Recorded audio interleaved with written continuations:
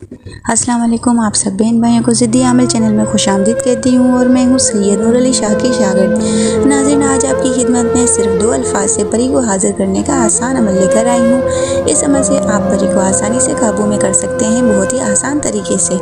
नाज़रीन, आपको जैसे अमल बताया जाए वैसे ही किया करें ताकि आपको अमल में कामयाबी मिल सके। और ये अमल मर्द और औरत, मुस्लिम और गैर मुस्लिम दोनों कर सकते हैं।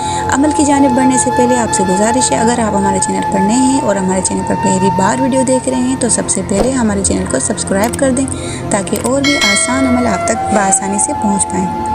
तो चलते हैं अमल की जानिब। अमल आप कुछ यूँ करना है कि दरिया के किनारे अमल करना है, पर एक बात याद रखनी है कि अमल के बारे में किसी से जिक्र नहीं करना। अमल कामयाबी में मिले तब भी आपने किसी से जिक्र नहीं करना है। तो अमल आपने दरिया के किनारे जुमेरात के दिन से शुरू करना है। दरिया के किनारे बैठ जाना है और पहले 121 बार दुरूद पाक पढ़ना है, दुरूद इब्राहिमी, फिर धर्माशन नुमाशाशन, धर्माशन नुमाशाशन, इन 2 अल्फाजों को 1100 बार पढ़ना है। फिर 121 बार दुरूद पाक यानी दुरूद इब्राहिमी पढ़ना है। जब अमल शुरू करेंगे तो 2-3 दिन आपको थोड़ा सा डर लगेगा, जिस्म में भारीपन होगा, कुछ चक्कर जैसा महसूस होगा, पर ठीक हो जाएगा।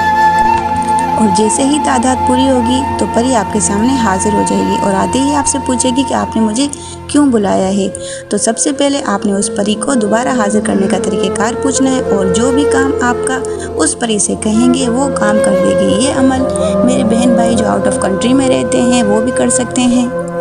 और अगर अमल में कोई चीज़ समझ में ना आई हो तब भी आप हमसे रब्ता कर सकते हैं।